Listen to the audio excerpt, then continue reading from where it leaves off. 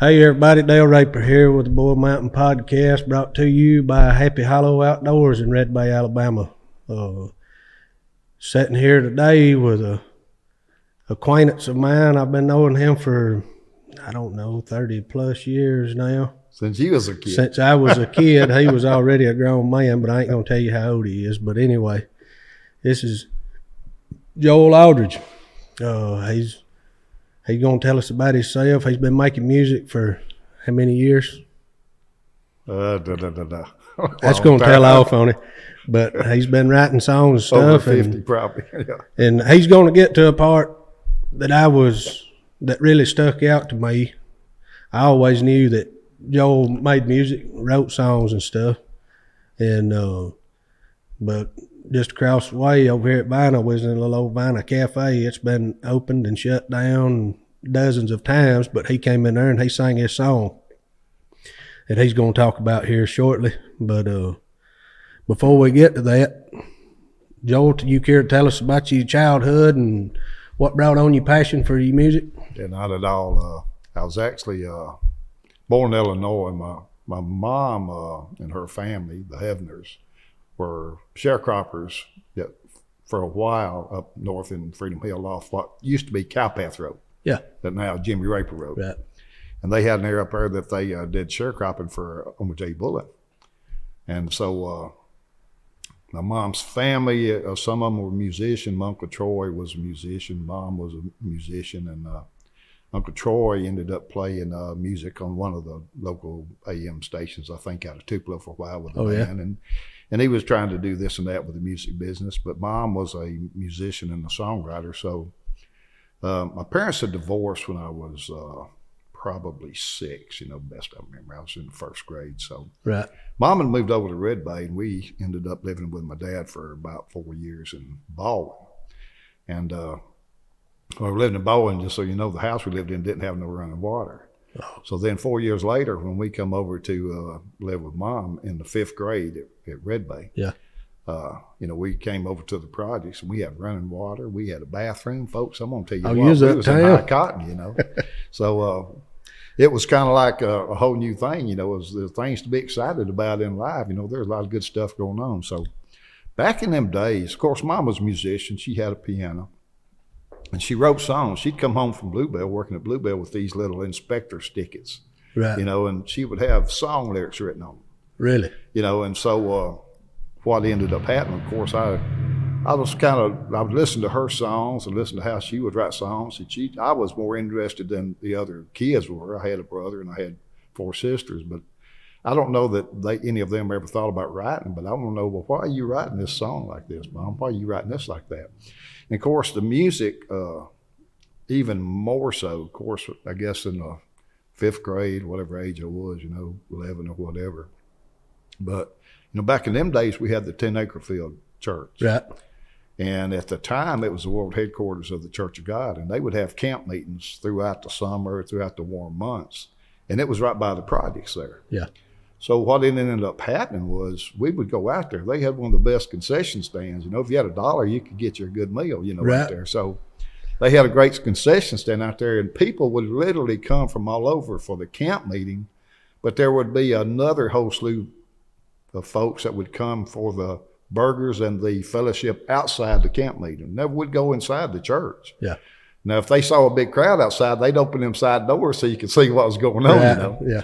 But now Sister Robbie May, that was a piano player there for, I can't remember his first name, but for the elder Brother Mills, because his son Morris later was a pastor out here at this one for a long time.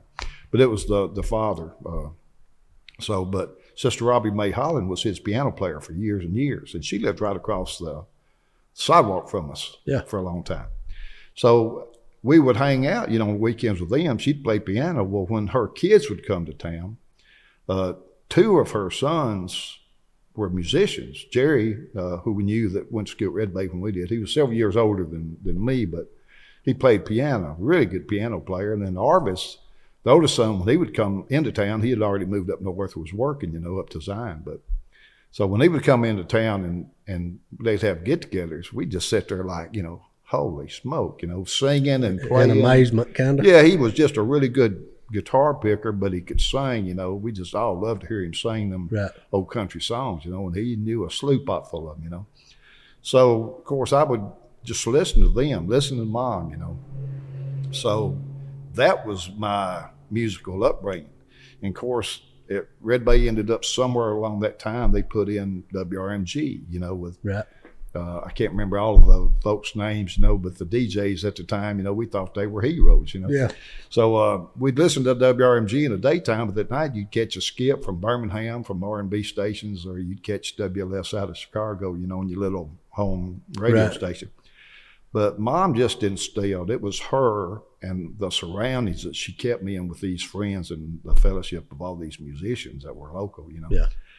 that just instilled in me to want to do that. So we'd sit and watch these guitarists like a hawk. Mom was trying to teach me how to play piano. I learned a little bit, but I wasn't very interested in the piano. So we ended up later on, got an old Camco Deluxe guitar from Western Auto. I think we paid $50 for the thing, and I had to save up for part of the thing on it. Yeah. It took a while to pay it off, Right. But played the guitar for a long time. But I always wanted to write songs. I remember as a sixth grader, I think it was Mr. Abercrombie caught me writing a song in one of the classes. And I wouldn't write another song in class for a long time Yeah. because, he got a hold on me He pretty tuned you good. up. Yeah, he tuned me up a little bit, But it was just he made me get up and sing it too. Yeah. That was the worst part of it back in then, But I just never lost that love for writing. So, but I wasn't a very good student of the guitar. I didn't, even though I got that guitar, I wasn't really learning very well. I didn't practice a lot. I was hitting the creaks and all that. Oh, yeah. So when my mom remarried when I was a sophomore, and we ended up moving up to Zion, Illinois, during the middle of my sophomore year. And I just had a lot of freedom up there to explore stuff musically. I'd ended up, working enough chores, got me another guitar to have to piddle with, and I started writing songs, and I was writing songs that I couldn't even play because I hadn't been a good student of the guitar, Right. So when I later on ended up coming down to Northeast to play football from Zion, my brother had played at Northeast 5 years earlier, and my family knew Coach Ward and all of them, and so I'd come down to play football. Well, I didn't really want to be a football player. I mean, and I enjoyed it, but it wasn't a passion Right. like music was. But the thing about Northeast was back in the 70s, you could go out in any time it was springtime to any of the little gazebos and stuff around the campus. There'd be musicians all sitting around. Really? And they'd all be sitting around just jamming, Everybody take a turn singing the song and everybody else just follow I'm in. sure any kind of music you can Oh, any think of kind be you can played, think of. gospel, country, rock, doesn't Gospel, matter. country, rock of the day. And they did a lot of just what I call old-timey blues, because with old-timey blues, you have like a 12-bar blues score thing. And you could say, well, I'm going to make up a verse that's going to be in this pattern. So anybody that wanted to try to learn how to pick, Yeah. you'd have a turn trying to play a little bit behind it. Oh, yeah. If you had 5 or 6 people, you'd have 4 lead breaks in. Yeah. So they would do that all the time. So the summer between my freshman and sophomore year, I ended up buying me a nice guitar. I went and bought me a Fender acoustic. So when I come back for my sophomore year at Northeast, of course, I'm pushing 19, right?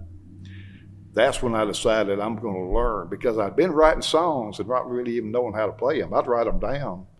I'd hear key changes in my head, but I didn't really know how to play guitar.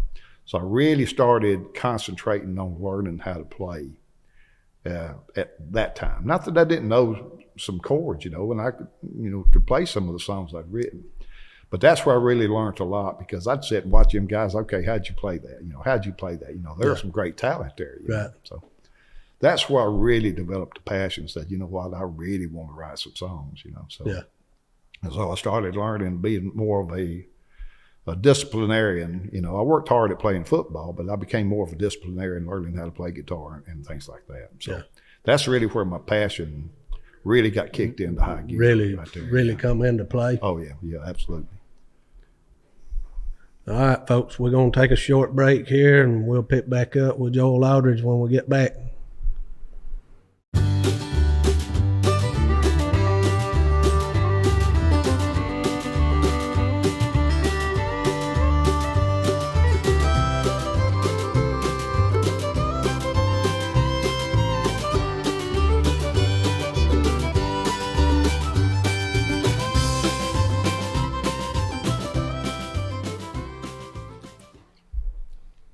You rolling? Hey everybody, it's Dale Raper and we back with Joel Aldridge here. Joel, as I said before, he's a local musician. Been pursuing it for years. You told me here, it's been a few years ago, that you had made up in your mind, you had a pattern that you was going by where you was trying for so many years, and if that didn't work out, you was going a different route, Well, I changed directions several times, when it had more to do with, you play in bands, you do covers and stuff, because I played in bands for years, a lot of different bands. But, you end up getting in a rut when you just do other people's material, especially when you're a songwriter, because I've written so many songs, and not that I haven't done a lot of shows where I did all originals. Right. But when you play in a band, now I've got to learn 60 songs off the classic rock list, or back in the 70s, it wasn't classic rock because it was the top, 40 or whatever, Right. But it's kind of interesting that I played the same music all the years. Somewhere about 20 years later, it became classic rock, and you could keep playing it. But there were so many good tunes. Each band that I played with, we did a lot of different material. Yeah. Very few covered. You always covered some things, Sweet Home and stuff like that. Oh yeah, you got to play that. Somebody's going to holler that out no matter where you go. Yeah. So you covered a few of the tunes that were the same, but a lot of the bands, we'd pick out different songs, from different artists. There was a lot of great music back in the 70s and early 80s. Right. But it would get you in a rut. So I was constantly having to change direction because I would find that I would spend so much time practicing the cover stuff that I didn't have time to work on my originals. And, and I was working, man. I was working swing shift, and I had a family, and I was trying to go to functions with the kids, and stuff like that, and still try to figure out how to pursue this crazy dream, And it's a hard thing to do. So I would often change my direction, quit playing in bands for a while, and then I'd just start doing, acoustic shows, or go do originals. If you do acoustic shows, unless somebody had a request, I could sneak in a bunch of originals. And sometimes they wouldn't even know it was an original. They think, well, something off of Johnny Cash's back album, if you didn't tell them, Right. So my goal as a writer was always to write songs that were good enough that if somebody heard them, they might think, well, that's not just something he threw out there that he wrote. That's somebody's song I didn't hear before. Yeah. That's your goal. You want each song to be that type of caliber. Right. Not that they are now, because I'm going to say safely, I've probably written over 1,000 songs in my life. Man. But I started writing at 12. I had a lot of songs by the time I hit high school and in college. I found several years ago a cassette tape that I'd done at Northeast that I'd forgot about. It was 45 minutes on each side, so it was an hour and a half of music. Yeah. Couldn't remember a song on there until I played it. Really? I'd long fell by the wayside, Yeah. So, and I guess I was very poor management of my paperwork, because I always wrote everything down, and I'd record it on a cassette back in them days. Yeah. But keeping up with it as a young single man back in the day, what do you do? And then I actually, at one point in time, I started writing everything down and putting it on cassettes, and I had it all in a box. And when we moved back to Vina, I was working at Cooper Tower already. I think it was 89, I think we moved back to Vina. Yeah. I had a box that was full of stuff I'd been writing. I'd throw it in there, And I'd always told myself, as long as I kept the lyrics, I'd remember what it sounded like. Right. So I had a box that was just full of, this yellow notebook, I'd fill them things up. I'd put them in this box, fill them up, tear off a sheet, put it in the box. I have no idea where that box went to. But when we moved, I couldn't find it.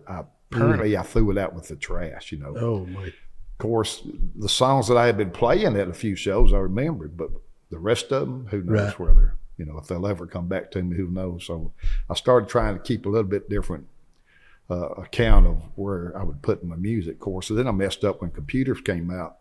I started putting everything on a computer hard drive because I was writing so much, I'd come in from work and I'd have a song written, from driving back and forth, because I was driving to Cooper Tower, so I was driving an hour each way.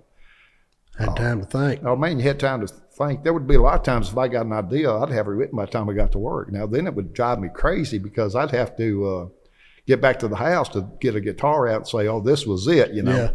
So you had to try to, all day long, you'd be going around thinking, this is what I'm hearing, this is what I'm hearing, because, you know, it's easy to forget it, you know. Right. So it was really nice when they started coming out with these phones that would record, you know, because then now, you know. Oh, yeah, I didn't think about I'd that. hit the recorder and I'd got to work. I'd hit the recorder. I did this the other day to Deb. You know, we was going somewhere up at Moulton, and I said, hang on just a second. I pulled out the phone. She said, what are you doing? And I started humming this tune that I had for a song. And she said, what are you doing? People are going to be looking. I said, I got an idea for a song. Give me just a second. So 20 seconds, I've got it down, and we're going on about our business. Yeah. So that helped me out, being able to keep these ideas, you know. So I started putting everything down, and I've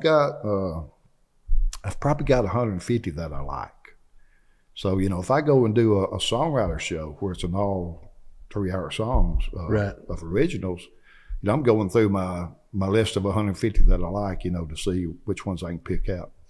So, but the deal about changing the direction, that was part of the problem. I couldn't concentrate because I'm a songwriter. That was my passion. I love performing, but I love performing my originals more than I love performing other people's material. Right. Not that I don't mind performing other people's material, but when they're all originals, it's a little bit more special to you. So I've played in some great bands over the years. The band we was talking about with Donnie Stevens earlier from the 70s. Right. Now that kicked you past it into high gear because we actually got together because we were songwriters. We wanted to perform rock and roll original material, you know. So we had Randy Seahorn, Brent Sparks, Tim Malone, and Donnie Stevens, and myself. And me and Donnie was one that got that band together because we wanted really good musicians. And back in the 70s, around Red Bay and Vina and Belmont, there were bands everywhere. I mean, there was just, everywhere you look up, there was a band. So was it mostly rock bands or it was, anything? Well, the ones that we went to listen to were rock. There was all kind of musicians around, gospel groups, bluegrass groups, you know. Carney Grimes had a killer bluegrass group back in the day. But there was a lot of them. And a lot of them I mentioned in the song. I don't mention, there was too many to mention in that song you was talking about for everybody. But a lot of them I did mention in the song. But there was groups everywhere. But we knew a lot of rock bands. So me and Donnie, I went to school with Donnie at Northeast. That's where we had met. We both loved music, and we got started writing songs. And I moved back in, I think it was Christmas of 76 maybe. You know, it's been a long time. So. Yeah.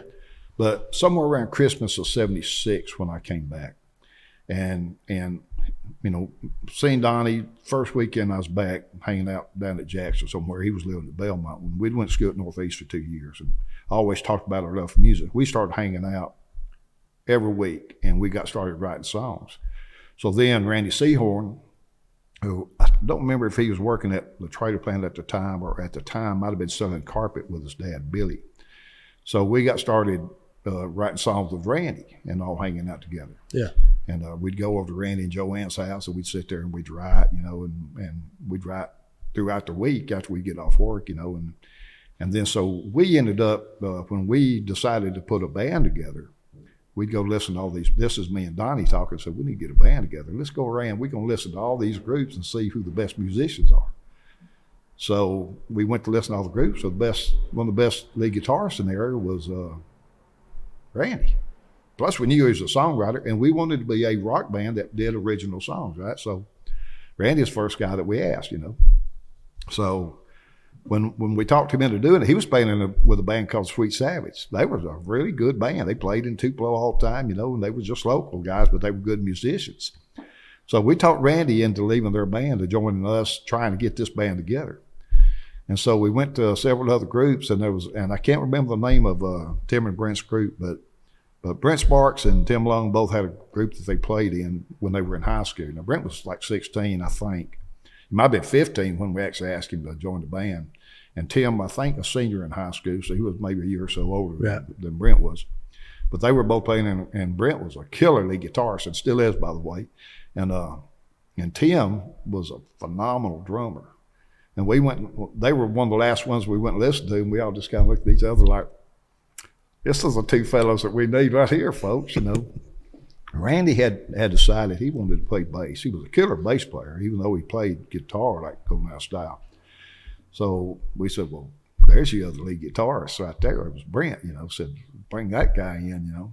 So they were young. We ended up talking to their parents, but that was one direction that we had taken to join that band together as original songwriters. And that's, Brent was a songwriter. Tim was a great innovator for putting on the shows and stuff like that, you know. And the folks around Red Bay that remember those shows that Daybreak put on in Huntsville and at Red Bay High School, we actually put on some pretty good-sized shows where we had the pyrotechnics and the fire and the flames and all that. You know, it was rock and roll. You know, we was big Kiss fans, Blue Oyster Cult, stuff like that. So, you know, but that's the kind of shows we put on. But, of course, we started doing covers originally for about 6 months, and we just had like a band meeting. I said, you know, we really wanted to just do all originals. So we changed directions. The whole band changed course, said, if we don't do another show, but every 6 months, we're going to play all original material. So I think over the next 2.5 years or so, the band only did 4 shows, but it was all originals. All originals. Yeah. And so we ended up, the one that not as many locals remember, but there was several local folks that went up to the Huntsville Battle of the Bands that we had entered in, and we had performed in it. And they ended up later on, I think it was called, no, I don't remember the name of it. I'll have to get Tim to tell me. It was at the Huntsville Speedway. But it was a big 2-day event, you know. It was going on. That started like on Friday and it ended Sunday morning sometime. Yeah. It was all-night deal, you know, bands from all over the place. And so what they ended up doing, they decided to have a Alabama Jam 2. I think that was the name of it. And so they invited what they called their top 8 bands going by crowd reaction to come back and perform at this all-night deal. It was going to start on Saturday evening and go till Sunday until they all 8 played.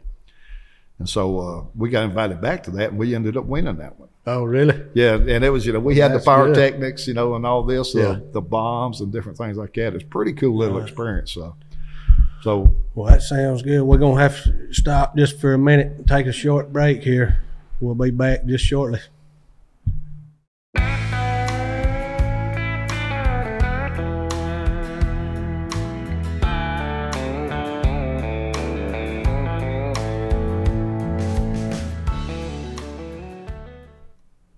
Hey everybody, we're back. Joel, he's going to finish telling us about his change in direction, you know, what's led him to go the directions he has, you know, what circumstances have caused that and what have you. So, Joel, you care to finish up where you was at? So, you know, with the band Daybreak, which was the band I was in with Brent and Donnie and all of them. Right. And it was a great band, you know, we loved performing. But, you know, we ended up breaking up in 1980. So I kind of went on and doing other things. I sang bass in a gospel group for a couple of years, played guitar with Gospel Travelers from Belmont. Yeah. So I did that for a couple of years, and then started doing more acoustic shows out here and there. I ended up, now one thing you got to understand, I wasn't much of a lead guitarist. I was the jump up and down guy, you know. I would put on the show, you know, I'd wear the guitar and I'd play the chord. They'd give me a few little lead breaks, but when you had Brent as a lead picker, you know, you didn't have to worry about all that. You just needed to run around and headbang. I'd jump up and down, you know, land on my knees, playing that guitar. You know, like I said, we was big Kiss fans and all that. So we put on a good show, you know. And the people that remember those shows that we put on, I still see some of them every now and then. They say, that was pretty sweet, you know. But, you know, we broke up in, like I said, 1980. So I went on, I started doing acoustic shows and playing other stuff. And, of course, my writing, we were still writing, you know, but I started trying to pitch songs here and there. And it was coming of a time when it was the computer business coming into recording and stuff was just really getting started. I didn't ever think that it would take off on it. You know, I had a guy in Tupelo that was trying to tell me I needed to get into digital recording. Right. I say, man, that is never going to take the place of recorded live music. It's not going to happen, you know. So I refused to learn it. Yeah. Of course, now 50 years later, I'm trying to learn to play catch up, you know. Yeah. So I ended up, I went to work at, you know, Cooper. I was working at Cooper Tire, and I decided at that late stage in my life that when I was on that 3 to 11 shift, I was going to learn how to play lead guitar. Because I was trying to put bands together. Yeah. But I didn't have a lead guitarist, and I was not good enough to be the lead guitarist in a band. So I just quit even playing out for about 3 or 4 years, and I just started practicing. So when I would hit 3 to 11, the kids would be in school. I'd go to bed when I get home, and I'd wake up at 8 o'clock when they go to school, and until I left for work 5 hours later, I was practicing guitar. Yeah. And I do it other times too, if I was off or they were in school, if I was home by myself. But so I learned how to play lead guitar. So I ended up coming over, and we were still living in Nettleton at the time. And I started playing with a band from Ed Bay, Loose Change, I think, or Spare Change was the name. And I came over to play bass for them because I had ended up being a bass guitarist. Yeah. So I ended up playing bass for them, and they were wanting to play. I think it was Freebird they was trying to work up, and the guy that was playing guitar didn't know how to play slide. Well, that was one of the things I taught myself how to play was slide guitar, because I love slide playing and blues and stuff like that. So, I was playing bass, and I'll never forget the practice that I turned around. Tim was the drummer. He had come back from the coast. We'd been down there welding and stuff, and he had come back, and he was the drummer for this band. And he said, no, I can't do all that slide stuff. I said, I can play the lead on Freebird. That was one of the songs I'd learned on. Yeah. And they said, no, you can't. All the guys that knew me said, no, you can't do that. You said, watch me. Well, yeah. So I ended up getting on the guitar, and we went through I learned the 15-minute live, go live version of it. That was the version I learned. And so when we got done playing, they said, we're going to have to get another bass player. So I went to playing lead guitar for them then. Yeah. And I still play bass, but that was the last time I played bass in the band. I swapped over to lead guitar. Right. So we stayed with that band for a little bit, but we was doing 70s music then, but you couldn't get a lot of gigs at the time because classic rock really hadn't taken off. And so I would book shows doing country, rock, just whatever I could, and just bring in different musicians to play with me. Yeah. So I did that for off and on for several years, but I started getting into writing and becoming part of a non-professional group. Not that they didn't have professionals in it, because the Muscle Shoals has a music association. Right. I didn't know nothing about, But they also, back in the 90s, they had a group called Songwriters of the Shoals. And while there were professionals in the group, I don't think they were really affiliated with the Muscle Shoals Music Association. But there's a lot of good writers in there, and some of them were professional. And I got started going up there, and in 1993, I won an award from them for a Rising Star Performing Award, which was nice, but, it didn't help put any food on the table. But the greatest thing that came out of that was some of the people that I ended up meeting and learning from. And one of them was Joel Aldridge, who was a big-time songwriter in Muscle Shoals. She was one of the mentors of this group, and she ended up, and I don't think it was because of my last name, but she ended up hearing some of my songs and really liked me, and she coached me on my songwriting for several years, And so she was a huge help to me as far as making sure that my writing, the thing as a writer, any song you write, you want it to be the best song that it can be. You may not like it when you get done with it. Right. But when you write it, make it the very best that you can be. Put the effort into it to make it a great song as that song can be. Yeah. And if you put it back in the burner pile, then you've done it. But you've got that song done. And every song you write helps you write better songs on down the road. And that was one thing that she taught me. And plus about the subject matter. Always write subject matter that people will appreciate. Yeah. If you've been jilted, don't necessarily go and write a heartbreak song and put down the woman in it, Yeah. You can write a song about it, but don't make it all her fault. It was probably a two-way street. And she taught me to try to do things like that to make sure that people understood where you were coming from and that you wasn't just ranting in a song, So I listened to her attentively, and she was a big help to me and great friends with her until she passed years later. But so the songwriting became even more prevalent to me at the time. And then I ended up joining another group, SRX, played with SRX for about 20 years as a lead guitarist. And then when that group disbanded, the bass player, Scott Woodruff, and I got another band together a few years ago called Southern Accent. And it was great and a lot of fun. But, my songwriting deal, I was still doing acoustic shows and doing songwriting showcases everywhere I could. because now I've been pursuing it for a long time. And not that I haven't had a little bit of success. You know, I've got a CD I cut in '99 that a lot of the songs on it got some airplay over at Tupelo, places where I could take it to, you know, but didn't really have social media that I could use back in '99. And I'm sure it was out there, but I wasn't aware how to use it. But then I recorded another one with Tim, who owns Dragon Lake Studios. We get an old school CD. I've got 6 songs on that. 4 of them I wrote. That's out on iTunes now, you know. So, but the music, you know, the songwriting was what was always kept driving me in my music. And I'd go and join a cover band, and it never did satisfy that songwriting urge in me to play original songs, you know. So I left Southern Accent. My last show with them was the end of last year. And now I'm just going to concentrate on doing all originals every chance that I play, because I'm 68 years old this month. And, and I've been playing music a long time, you know. Yeah. I've joined a group in Nashville where I'm getting to write songs with other people as a co-writer. We're getting to pitch some songs to movies. We've got 3 songs that are kind of being considered for some movies that are being filmed. If they do make it or not, the experience has been really good. And the guys that I've written with, I've got some really great songs under my belt that I've written with them, you know, that we can be used for other things, maybe, you know, if they don't make it in the movie. But either way, it's just always, you always just keep searching, you know. It doesn't really matter, because there's always near misses that I've had over the years, but the songwriting's always been what kept me going, you know. What give you the drive? Oh yeah, that's always what kept me going, musically speaking, you know. Yeah. Of course, my family always supported me. You know, Daryl's a heck of a songwriter himself, you know, and of course he's more of a settled down family man now, you know. But but I still make music, and I still love making music, and so I want to do original songs, showcases. If I want to go and play, I want to do as many. You know, I've got so many originals that I have to pick from to get down to a 20-song set, you know. So I've kind of joined forces with I have a buddy named Daryl Markle, who put out a CD a couple years ago named under Solanker. And Solanker is his group, but he's the only guy in it. He's the songwriter, and he put a group together to record the project.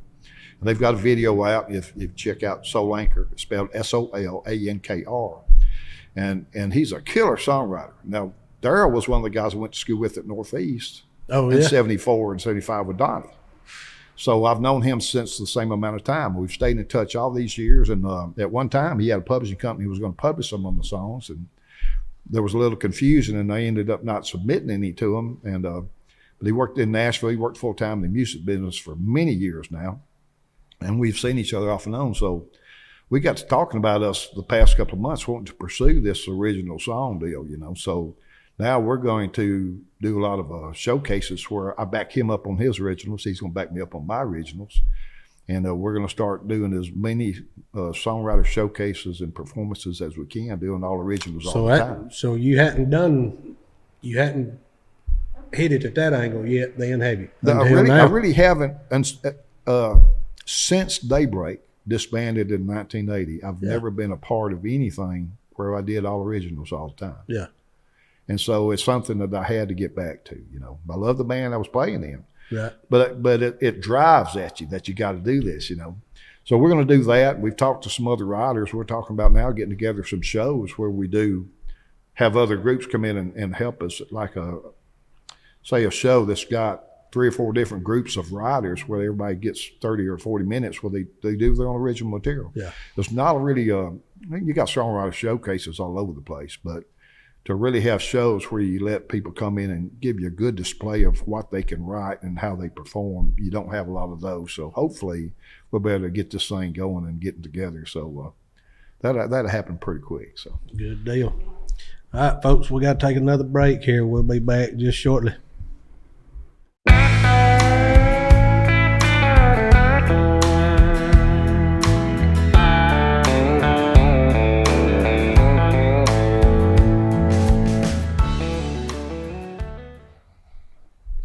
Hey everybody, we're back.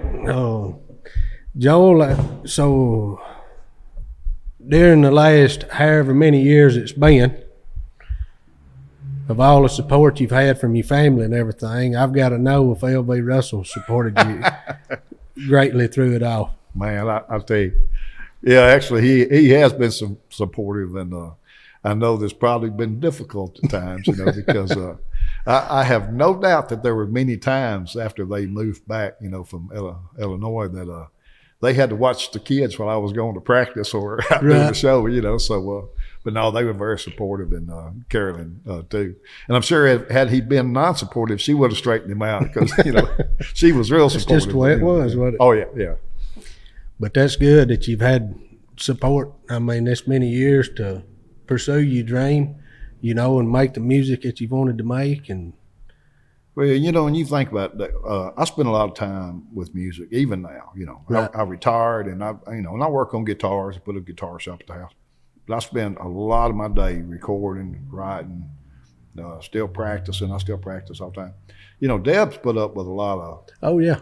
It's like one of them deals. Like, are you ever going to make money at this? Well, I don't know, but all I know is I got to keep pursuing it. Yeah. I would think that some of these folks that did not have the support and probably quit, they were probably miserable. Yeah. Because family gives you a lot of joy. Your faith gives you joy, but you got to have other things too. Nobody lives off of just sitting at home waiting on the family to call. Right. You have other things. You like hunting. Right. There's duck hunting. There's fishing. I've never done any of those things that other people enjoy, but what I have enjoyed is grabbing that guitar. So she's been pretty supportive. Not that sometimes I don't have to be reeled in, because sometimes it's like, are you sure you need to do that when we have a graduation to go to? Yeah. Okay, I'll make the graduation, but so you got to have support. My whole family supported me greatly. Both my siblings, and all, and then Deb, my wife, she has supported me a lot, because I couldn't still be doing it if I didn't have her support. Right. Not that she wouldn't like me to taper off a little bit now, but I put in that guitar repair shop at the house when I retired a few years back, out in the middle of nowhere at Atlanta, and for some reason people still find me to work on guitars. I thought I'd just like to sit around and wait. Yeah. But no, I still pursue the music thing. It's something I've got to do. And the support has really kept me doing it. Yeah. It makes a difference in how you write. Believe it or not. Not that you don't ever write sad songs. You can watch TV and get an idea for a sad song. But when you have supportive people, it gives you freedom creatively that says, hey, you know what, I got time to sit here and write, because, I might have been working on a song last night. Deb had to go to bed at 9 o'clock, get up at 2 a.m. or 3 a.m. to go to work. And I stayed up because I'm working on music. I've done that most of my life, So you got to have people that understand to be able to let you do that, So that's pretty cool. Yeah. So did any of like that support, I don't really know the word to say there, what led you to this song? I guess I'll say it that way. Well, what ended up happening was somebody had posted a video, and I'm trying to remember the name of the song, but it had to do with musical heroes. Right. And it could have been the one about George Jones, there'll never be, who's going to fill their shoes, right? Yeah. You're talking about musical heroes. Well, the idea that occurred to me was that everywhere you go, you'll hear somebody say, they'll be sitting around talking about these great musicians somewhere, Eric Clapton or somebody, and you'll hear a local guy say, yeah, but man, you should have heard Randy Seahorn in the 70s, or you should have heard Joe Pack in the 70s. These are local guys that, mainstream never heard of. But the musicianship was crazy. The Sparks family, back in the 60s, maybe even the 50s, because they was on up in years when I was a young man in the music area around here. But they were killer bluegrass family, They had a group together and played all over the place. Had they had social media today, who knows what they could have been. Right. But they were considered big for us, But all of these folks were local heroes. You always had people that made it big, You got Mac McAnally, that killer, one of the best songwriters I've ever heard, and musician-wise, And I've got to meet Mac a few times, but I love to study Mac's music and the way that he writes, because he's unsurpassed, in my opinion, by anybody. Right. But those are musical heroes to everybody. But there's hometown musical heroes. Like if you was to talk to Mac from Belmont, I bet he's got people that he looked up to that were hometown music heroes that wasn't. Never made it. You know? Mickey Campbell, who was considered a phenomenal guitar picker from Belmont, but he was Mac's guitar teacher when Mac was a kid, right? So that might have been one of them, or he might have liked the Sparks family being from Belmont, you know. So even the guys that went on to make it, Dustin Nunley, you know, who's playing with Luke Combs now, these guys, you know, they went on and they're doing really well. Jerry Bridges played with Waylon Jennings for a long time. He's from Red Bay. Yeah. But they all probably had hometown music heroes that never got mentioned by nobody. So I thought, I'm going to write this song about some of the hometown music heroes that was around when I was younger, you know. Yeah. And so that's what I did. I wrote the song, Hometown Music Heroes. I posted I don't do Facebook. I do Instagram, and I'm trying to learn how to do the social media thing. I'm very green at it, to be honest with you. But I posted this video because you asking me about the song, you know, the other day. And I pulled out the lyrics, and I ended up posted just me sitting there playing guitar, you know. Yeah. So it's on my Instagram page at Joel D. Aldridge Music. Can you put that on there? Yeah, I can play the video. Oh, nice, yeah. So you fitting to cut us off and play that? Yes, sir. Hey folks, this is Joel D. Aldridge, singer-songwriter from Vine, Alabama. And this is a song I wrote called Hometown Music Heroes. Hope you like it.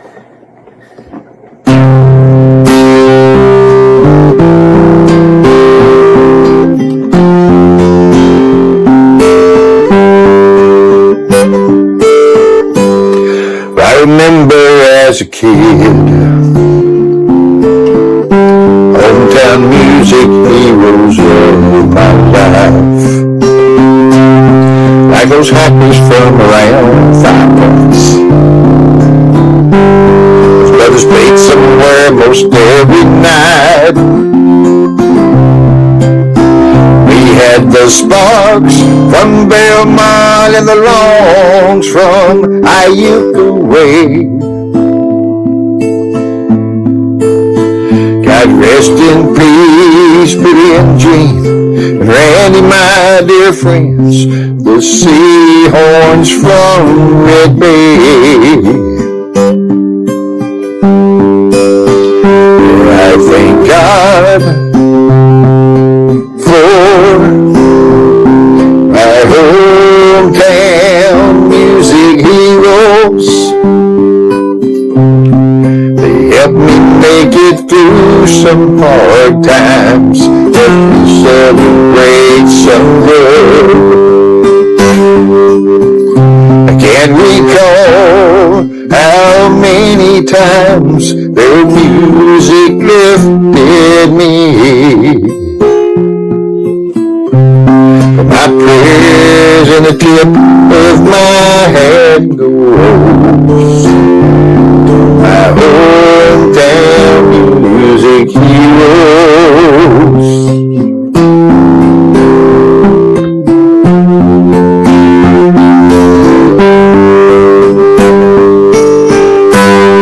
When Joe Clark died in 92,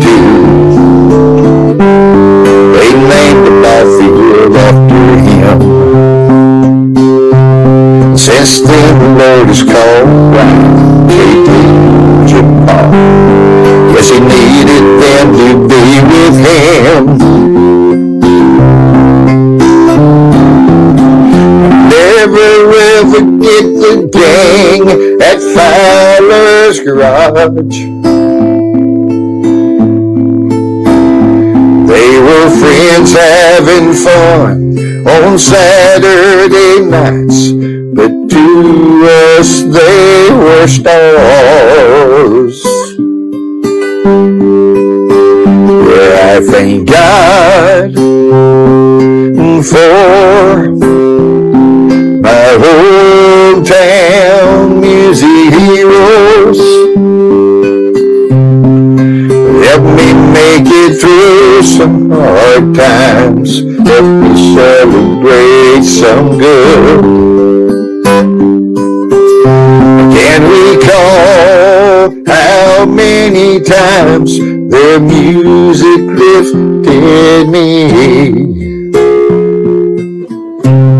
But my prayers and the tip of my hat goes to my hometown music hero.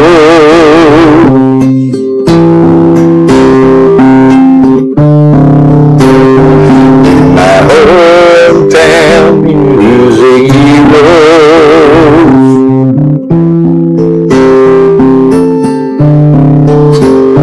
God bless my hometown music heroes.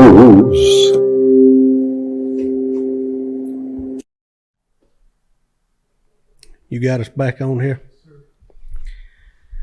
I still get teary-eyed listening to that song. Do you? Yeah, if I record it and sit there and listen to the whole thing, because it brings back so many memories because most of the folks that I was talking about are no longer with us that were in the song, Yeah. So yeah, it brings back a lot of memories, a lot of good memories, Yeah.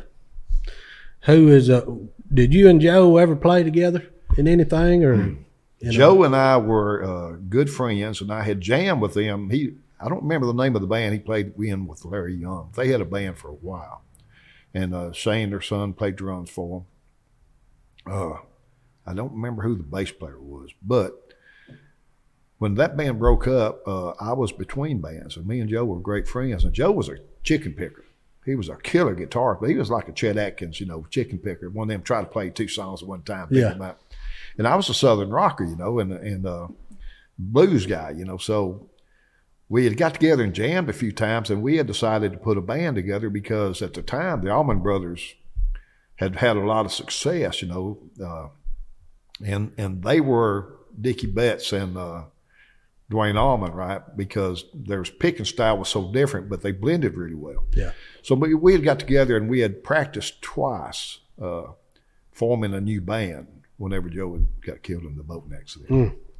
But yeah, he was a good friend. I remember him playing when I was a kid. Oh, he tore guitar up. Yeah. You want to say anything about Billy and Gene and Randy?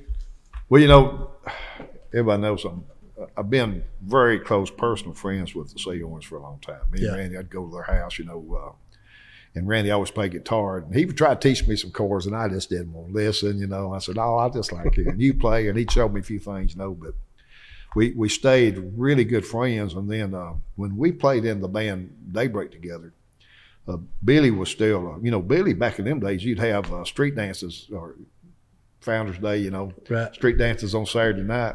I don't remember very many street dances where Billy and his band, I don't remember the name of the band, but when Billy's band wasn't playing, just country music, and Billy was such a great singer and performer, and people loved to hear him. He always had a great band, Yeah.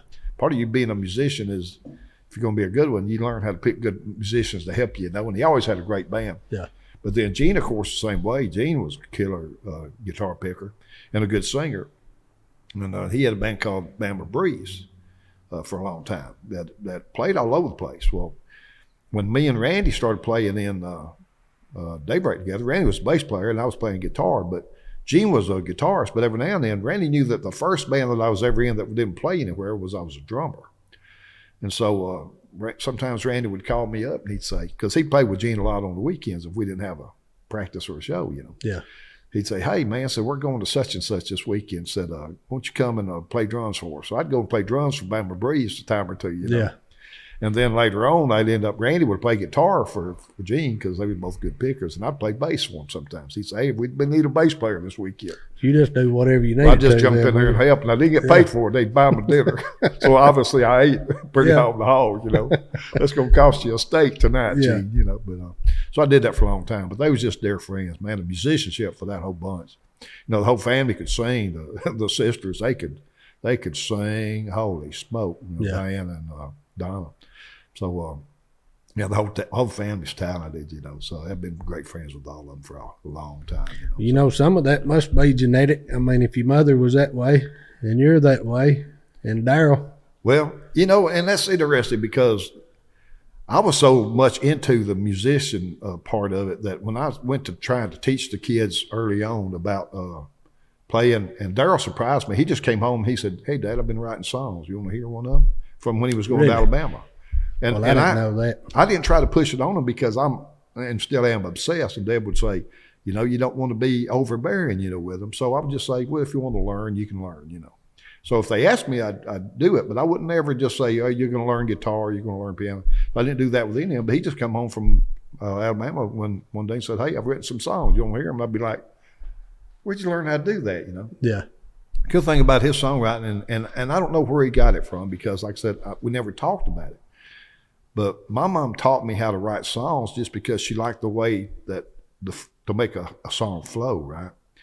And after I started going to muscle shows and talking to professional songwriters and just learning their views on songwriting, they talk a lot about metering and the flow of a song and, you know, an organization of a song. And it was all things that my mom had done naturally already that had kind of taught me, but she didn't know what to call it, you know, like putting the rhymes together and all that and the way that you would get syllables.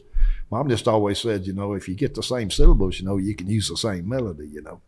Well, that was called metering that I found out, you know, 15 years later. And a lot of people wanted you to do that because you didn't want one verse to have the same melody, but it'd have 20 syllables in this verse and then the next verse it'd have 40, you know. Right.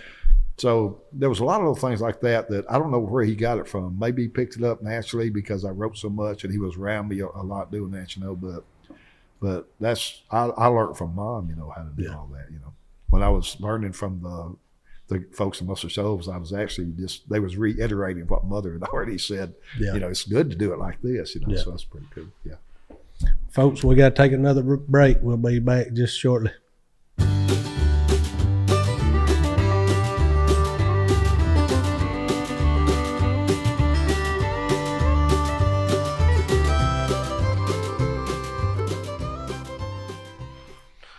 Hey everybody, we're back.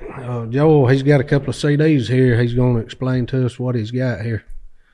Well, I started doing some studio work with Tim Malone, the guy that played drums with us in Daybreak. He has a studio and a production company in Muscle Shoals, or Sheffield now, called Draken Lake Entertainment. So he produces a lot of different folks, and he started recording the first album with Anna Kate Warner from Hamilton up there, and I ended up playing guitar on a song called Alabama Weather, which is pretty cool. I played acoustic guitar on it. So when he started to record her second album, he wanted to do some different things with her as far as, because she was more of a folk country singer. Yeah. And I write a lot of blues rock stuff. So Tim had asked me if I could write some songs for her project. So we ended up writing 2 songs for her project, Feels the Fire. And one of them, the song that I had started, and me and Tim and talking said, well, let's pull Anna Kate in and let her help us write it. Because just for example, like I've got the range of a male vocalist, right? And I'm not no Steve Perry or none of these guys that sing real high. So when you bring in a co-writer like Anna Kate, who's got such a great range, she can help develop melody lines that use her range and not mine. See, when I write a song, I'm using my range, you know. Yeah. So it gives you more options on where you can go with melodies, how you make it sound, stuff like that. So we brought her in as a writer on the lyrics and the melody, and ended up the Feels the Fire song is a song that she helped me write, and they liked it so well it became the title track for the CD. So that was pretty cool.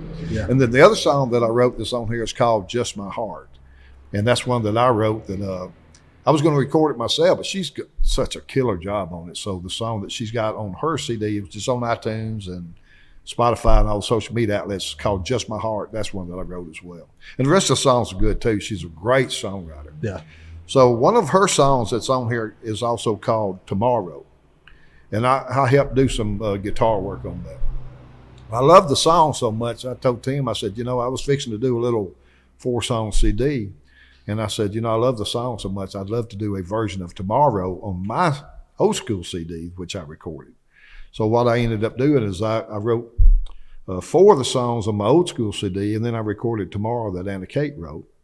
And then I also recorded a song by Taylor Nichols from Fulton. I'd worked on his project, and he had a song called Can't Wait for Green. That's killer, talking about drag racing and the guy in the car getting ready to go. So it was a killer tune, and I just loved it. So I had a little rockier version of it than he did. We had an idea. So we got a rock song on there. And then, but another song that Anna Kate did, I want to just tell you about real quick, was there's a song on here called Too Young to Die. And before COVID hit, there was a guy, this was back when I was on Facebook, a guy had posted on Facebook that they were in the middle of fixing to shoot a documentary for a book that he had written. Yeah. About a girl that had got murdered in Nashville back in '69. She was 12 years old, and it's, it was a long time ago, but he had written a book about it, and they were going to do a documentary to like try to rekindle like a cold case type of deal on it.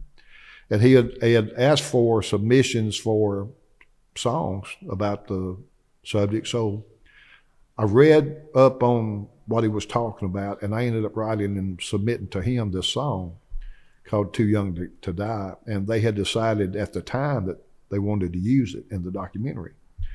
So what ended up happening was, COVID hit, it shut down a lot of projects everywhere, musical, TV, film, and everything. So the project never got developed, and we still had the hopes that they were going to develop the project. So I still had the song, and it's a great song. And it's about a sensitive subject matter. Right. But we knew that they wanted a female vocalist on the song. So we asked Anna Kate to sing this song on my project. So she sings it. And we later went back and cut a video on it. So if you go to YouTube, look up Anna Kate Warner, Too Young to Die, that is this song that's on my CD. And they shot a nice video about the subject matter on it, So trying to pay homage to the reality of what happened, but yet the production of it is very good, and the production of the song is extremely good. Yeah, that's interesting. So she sings one song that's on my project too, but all of these songs are on iTunes, Spotify, Amazon Music, just wherever you can get them. Yeah. So. Well, we're going to need to get this thing wrapped up. Is there anything that you would like to, anything else you would like to say in general, but is there anything you'd like to say to any young person or any elder person? I mean, Well, look, that's got the same passion you have. I've got the same passion that I had. I still practice. If I don't have a gig lined up, I still practice. You got to stay to the best of your ability at all times. Obviously, I'm getting older, hands get stiff, now I practice to kind of stay where I was at. Used to, I could practice this amount and get better, but right. But you got to stay practiced. And if you're going to be a songwriter, you need to write, because it's the more songs that you write, the better you'll get. But then also listen to other mentors, people that are successful in it. If you want to write for radio, that's a whole different ballgame. So you need to listen to people that's written for radio. But if you want to write and entertain a crowd, listen to folks that people really love their music, just like you liking this song. I've got other songs that people have heard say, man, I remember this song from 10 years ago that I heard somewhere. Well, that's the impact that you want to have. Maybe I'll get a break, maybe I won't, but you can always pursue your passion, and you'll feel better about it, And don't ever give up, but always look for avenues to do it, And if one don't work, change direction if you need to, you know what I mean? Yeah. I've done that a lot, But you got to change direction. You got to keep pursuing your passion, because that's what makes you alive. So, you got to do it. So, and that passion, I mean, that's what gives you drive to strive to be better. That's it. That's it. Yeah. I mean, that's part of the whole being the complete package of life. You got God, your family, but you got other pursuits too. Yeah. If you didn't hunt any, I wouldn't make it'd be it'd be a rough, and not that you don't love being around the family at all, but you want to hunt, and it's good for you to have that release and all. Yeah. And music is the same way, Yeah. So if you're passionate about it, and it don't matter how old you are, you can always be a musician, you can be a songwriter. You don't have to be a good singer to be a songwriter. Chris Gustafson living proof of that. God bless him. But I like to hear him, but he never was considered he never would have got a record deal on his voice, but he's a great songwriter. Yeah. So it doesn't matter. You can always pursue it and always get better at it. So, you got anything else you want to share? now just listen. As an independent singer-songwriter, there's one thing that helps all of us more than anything, especially with today's social media the way it are right now. Yeah. I don't have a lot of followers on Instagram. I don't know how to use the thing, but I post videos on there, But most of my followers are robots, I think. You know what I'm saying? Yeah. So, but if you have a friend that you like that's got albums out there and they've got stuff on, an independent artist, it can be a 16-year-old, they can be a 70-year-old, it doesn't matter. If you can take the time to share their music, because if you've got 2,000 followers, even if they don't know them, guess what? You can expose everybody on your follower page, whether it's TikTok, Instagram, or whatever it is, you can expose them to somebody's music just by hitting that share button. And a lot of people don't realize how much that means to somebody. You know, you can listen to it, give it a like. That's one thing. But if you listen to it and share it, you've just exposed them to another 2,000 people they might not have been exposed to. Yeah. So that's anytime that you see an indie artist, if you can just take 5 seconds and hit that share button, help them out. You know, it means a lot to them. You know. So yeah. I know it means a lot to me. But anyway, well, folks, that's going to wrap it up. We appreciate y'all listening. Thank y'all for having me today, too. Man, we I enjoyed appreciate you being that here. podcast with Bob and Judy. That was awesome. Yeah. Listening to the history of We Red. appreciate you being here. So anyway, folks, y'all remember, let's see, we're going to do Philippians 4:13 on this one. That's pretty popular verse. But anyway, that's the one we're going with today, folks. We appreciate y'all watching.